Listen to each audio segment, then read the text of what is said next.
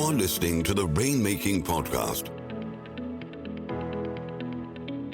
hosted by high-stakes headhunter, author, and professional speaker, Scott Love. Hey, this is Scott Love with the Rainmaking Podcast. Thank you for joining me today on this episode. And today's episode is a little bit different. This is what I call a solo cast. This is me sharing ideas and not necessarily having a guest on the show, because I've learned some things within the last year or two that I wanted to share with you. So about once a quarter, I'm going to come on here and share some ideas. Also, if you're new to the show, this is the only podcast that is focused exclusively on rainmaking, client development, and related topics. It's not geared to any one industry, but it leans towards those in professional services.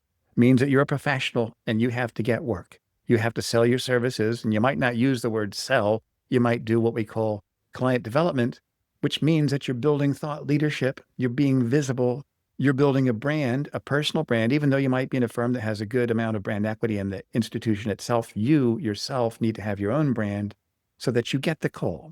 You get invited to pitch work, and it enhances your relationships with your existing clients, and it makes it easier for you to get business from existing clients, more of it, and new clients as well. Anyways, we're going to talk about a model of making a pitch. Now, this show, as always, is sponsored by Leopard Solutions. It's a legal data provider. The offerings that they have are Firmscape and Leopard BI, Business Intelligence. So check it out. The show notes always have the links for their offering. If you're in the legal world, check it out. And I appreciate their long-term sponsorship and my long-term relationship with Leopard Solutions as well. By the way, other developments, we have the YouTube channel of the site linked in the show notes as well. We're doing a lot more with video. So you can subscribe on YouTube and you're going to start seeing video of all of our guests. And we're going back in time to put some of the past shows on in video as well. So if that's a modality that you like, check it out. Now, today we're talking about enhancing the pitch. When you present yourself to a prospective client, you've got to have a succinct and potent way that you describe what you do, and then you go from there. Now, we're not going to get into asking questions, probing for the need. We're going to talk about actually making that pitch. Now, listen to some of the past shows we've had on making the pitch.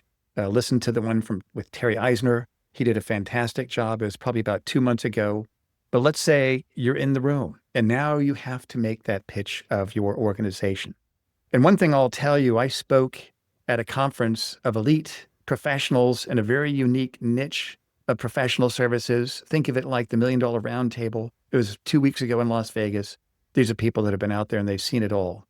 And they know exactly what's going on within their niche. And we talked about how it's becoming more increasingly difficult because of all the chatter. I think in professional services, it's become hyper competitive. So there's more people getting into it. So you need to be able to show that you're a little bit different than everybody else. And all marketing begins with distinction. In fact, one of my favorite shows is Mad Men. I think I've watched it 4 or 5 times. Yes, I know there's people behaving badly in that, but the business lessons are pretty good. And the main character of the show, Don Draper, he's based on a real person whose name was Rosser Reeves. Now, Rosser Reeves was an advertising executive decades ago. He's the one that coined the phrase, the unique selling proposition. Our product has something unique, and that uniqueness is going to be what we talk about with that. I'm going to propose that you need to go a little bit deeper than that. It's not just what's different about you, what's distinct about you. What can you say about yourself that nobody else can say about themselves? Now, this is an interesting concept because I don't think a lot of people have thought of it this way. If you're in a hyper-competitive niche, what can you say about yourself that nobody else can say about themselves? Now, I ask my law firm recruiting clients this question when I get to know them. Last week, I was in New York meeting with a new client. I was invited in to meet the recruiting team, the leadership, head of the private equity practice. And I told them, we've got to find some things that are unique, and not just unique, but distinct. And sometimes you might not even be able to see that distinction until we dig around a little bit. And so I'm going to set it up in terms of 1, 3, and 5. 1, you need to find one point of distinction. When you make that pitch to your client prospect, after you've asked the questions, built rapport, et cetera, here you are. Let me tell you about our firm and how I can solve your problem. Let me tell you about my practice, how I can solve your problem. What's distinct about me is number 1. What's distinct about me is that I'm the only attorney in the world that is niche within private equity and whatever industry niche that is, and advertising, whatever it is. Find something that you can say that nobody else can say about themselves and start with that. Sometimes you can create distinction. That's what I did about 1.5 years ago. I've been headhunting for 30 years, and I got into legal 15 years ago, and I recruit partners, but about 1.5 years ago, nobody's calling me back. Why is that? Because it got oversaturated. 2021, everybody said, I want to be a legal recruiter. So all the candidates I'm trying to reach out to, they're getting all these calls from all these people, and all of a sudden the walls go up. Here's another call from a random headhunter. I'm not interested. Take me off your list. How do I get past that? I'd recommend reading the book, Pitch Anything by Oren Klaff, because he talks about the walls that go up. What does that mean? Why is that? Because we want to be safe. Smart, sophisticated, successful people, they become more guarded the more successful they are because everybody's chasing at them to sell them something. So the walls instantly go up. How do we get their attention? How do we quickly have a chance to build trust? And what Oren Klaff says is a shiny object, something that's different. Oh, that catches my attention.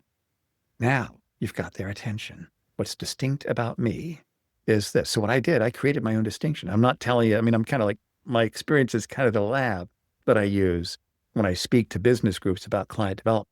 For example, there's a lot of speakers out there that speak professionally. I'm the only one in the world that recruits high-level corporate and finance partners, but also speaks professionally on that. So anyways, when I make that pitch to candidates, I'm the only one in the world that's deeply niched in finance and corporate. So you can actually change your strategy to create that distinction. Years ago, I was advising a staffing company in Southeast Florida. She said, I'm getting beat up on rates from Manpower, Kelly Services. She did secretaries, administrative assistants, low-level staff in organizations, important people, but it's kind of commoditized. And it becomes all about price. And when you're competing on price, you know what that story is. It's the race to the bottom. Who can be the lowest? So I advised her to change up her niche a little bit.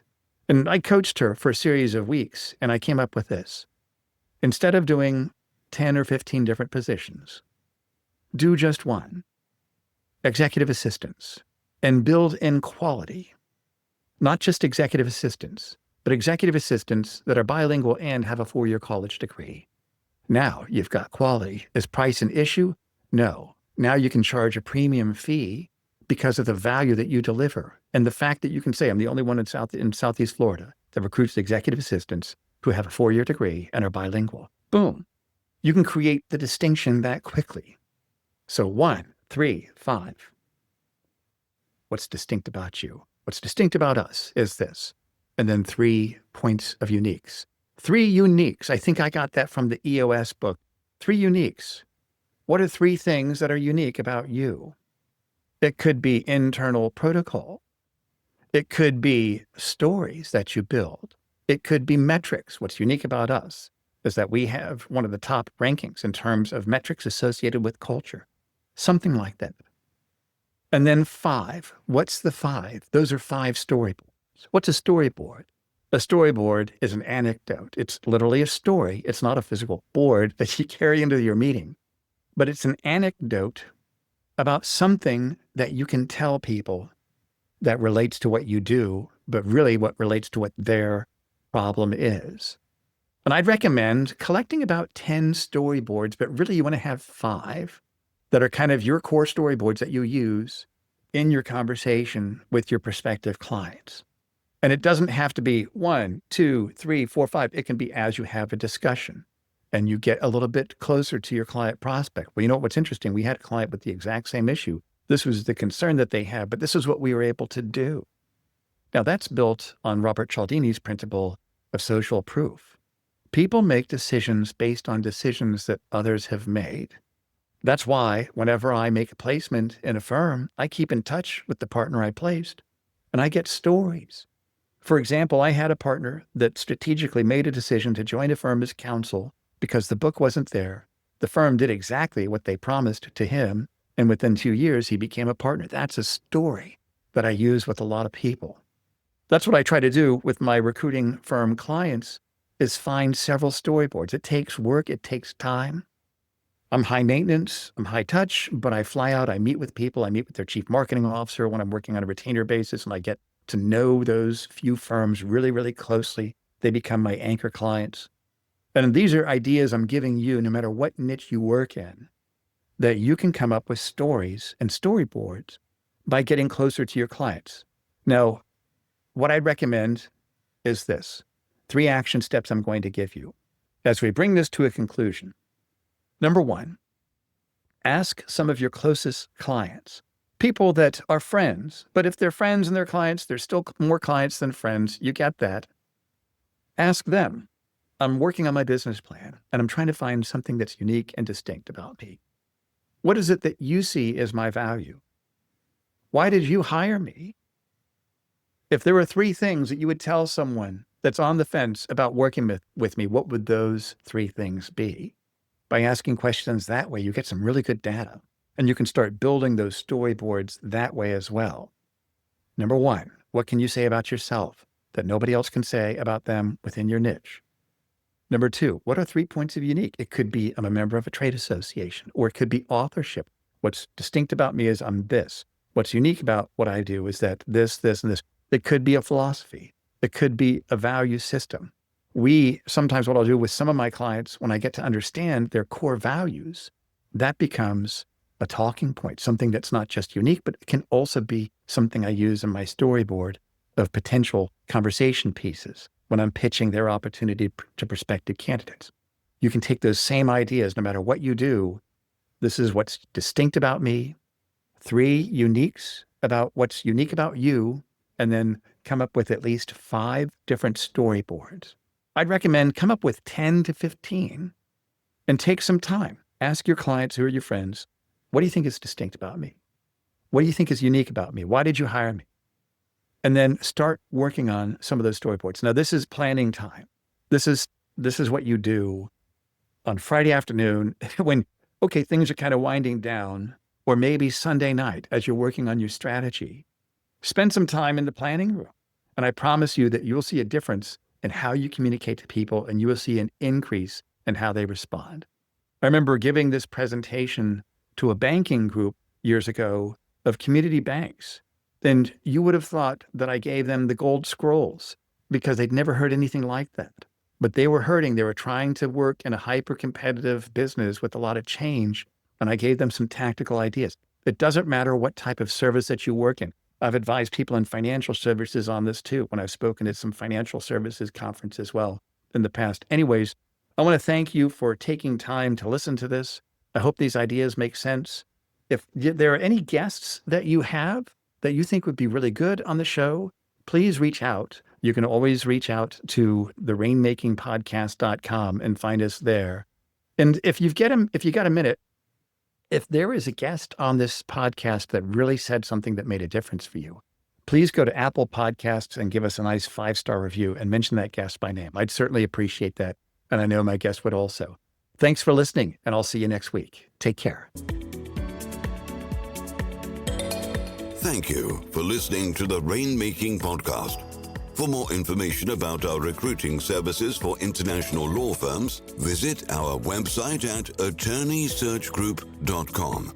To inquire about having Scott speak at your next convention, conference, sales meeting, or executive retreat, visit therainmakingpodcast.com.